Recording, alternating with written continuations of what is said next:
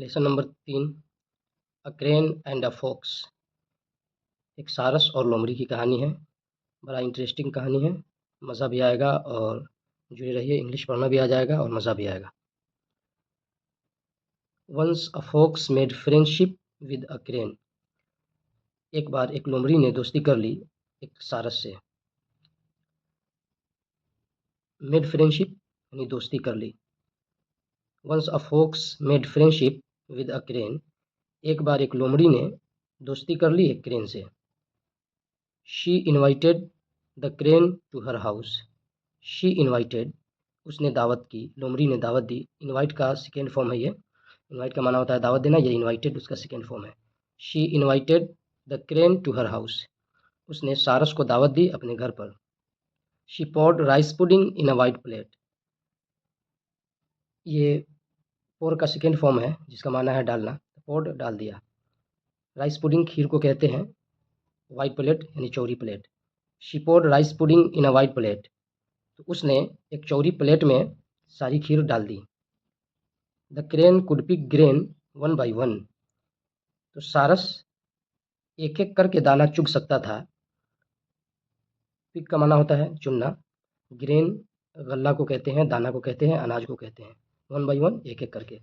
तो the crane could pick grain one by one. तो सारस एक एक करके दाना चुग सकता था। But the fox ate whole of it in no time.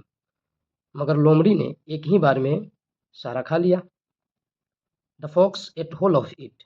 ईट का सेकेंड फॉर्म है एट, इसका माना होता है खा लिया। इट माने खाना, एट खा लिया। But the fox ate whole of it. मगर लोमड़ी ने खा लिया इन नो टाइम, पल ही भर में। Poor crane remained hungry. बेचारा सारस भूखा ही रह गया।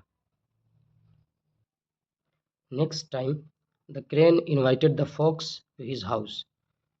अगली मर्तबा, नेक्स्ट टाइम अगली मर्तबा, द क्रेन इन्वाइटेड, सारस ने दावत की, द फॉक्स लोमड़ी की, टू हिज हाउस, अपने घर पर। He also made rice pudding and kept them in a long thin necked vessel just like a flask. He also made, उसने भी बनाया, rice pudding kheer, and kept them, और रख दिया उसे, in a long thin necked vessel. Long, long माने लंबा, thin necked तंग मुंह वाला, वेसल बर्तन को कहते हैं। तो केप्ट देम, रख दिया उसको, in a long thin necked vessel, एक लंबी और तंग मुंह वाले बर्तन में। जस्ट लाइक अ फ्लास्क, सुराही के जैसे, जैसे सुराही होता है लंबी मुंह वाला। Now the fox was unable to eat. अब क्या था कि लोमड़ी खाने से कासिर थी। The fox was unable to eat. लोमड़ी खाने से कासिर थी, नहीं खा सकती थी। क्यों नहीं खा सकती थी? As its tongue could not go inside the vessel. इसलिए कि उसकी ज़बान नहीं जा सकती थी इनसाइड द वेसल, बर्तन के अंदर। Whenever any grain of rice fail. Grain गल्ले को कहते हैं। ये फेल फॉल का सेकेंड फॉर्म है। तो whenever any grain of rice fail, जब भी चावल का कोई दाना गिरता, फ्रॉम द बिक ऑफ द क्रेन, सारस के चोंच से।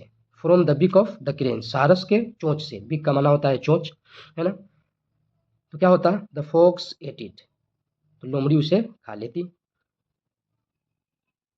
इन the end the crane ate to his fill. और आखिर में क्या हुआ? The crane ate to his fill, सारस ने पेट भर खा लिया।